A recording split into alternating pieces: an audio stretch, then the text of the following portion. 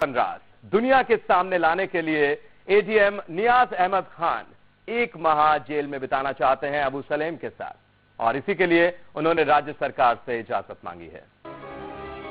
ये है नियाज अहमद खान, जो गुना के अपर कलेक्टर होने के साथ साथ एक लेखक भी हैं, और वो आने वाले अपने उपन्यास लव डिमांड ब्लड की अधूरी कहानी को पूरा करना चाहते हैं।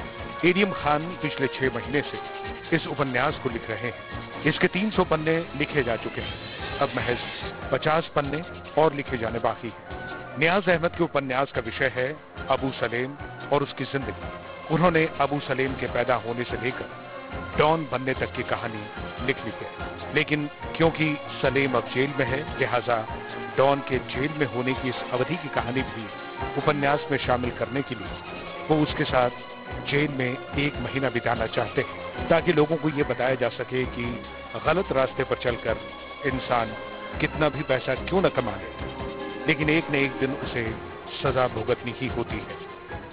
और ये जरूरी है कि जो मेरा कैरेक्टर है, कैरेक्टर को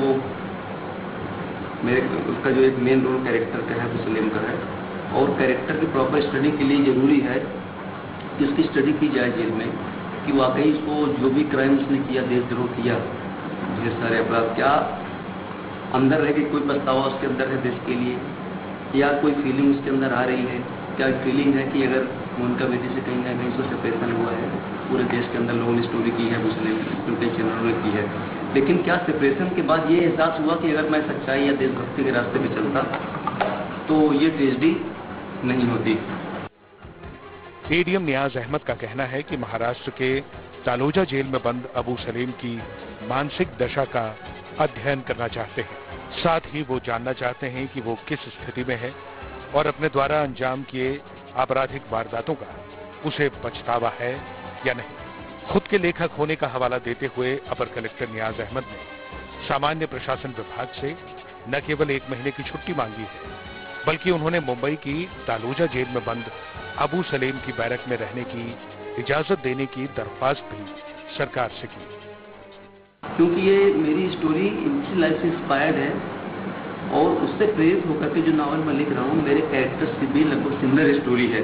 तो अगर मैं उसकी स्टडी कर लेता हूँ तो निश्चित से मेरे कैरेक्टर के अंदर भी डेप्थ आएगा, और इसी के लिए कलेक्टर के माध्यम से मैंने शासन से निवेदन किया है। परमिशन मिली क्या सर? कि अगर परमिशन मिलती है तो, क्योंकि गवर्नमेंट सर्विस में हूँ, तो विधिवत सरकार से लेकर के और तालोजा जेल महाराष्ट्र गवर्नमेंट के अंदर में अगर परमिशन मिलती तो मैं वहाँ के शासन से निवेदन करूँगा। अगर मैं उस पर रिसर्च करता तो निश्चित रूप से मेरे नावल में एक डेप्थ आएगी, एक गहराई आएगी।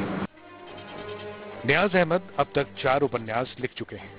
अपर कलेक्टर नियाज अहमद ने पिछले 28 मार्च 2017 को सामान्य प्रशासन विभाग को पत्र लिखकर ये इजाजत मांगी थी। अबू सलेम और मोनिका बेदी की प्रेम कहानी को लेकर लव डिमांड्स ब्लड नाम का उपन्यास कैसा होगा, फिलहाल ये कहना तो मुश्किल है, लेकिन शीर्षक से इस बात का अंदाजा लगाया जा सकता है कि अपर कलेक्टर के इस उपन्यास में डॉन के दूसरे पहलू को नायक के तौर पर प्रस्तुत किया जा सकता है। फिलहाल सरकार ने एडीएम की मांग को खारिज कर दिया है।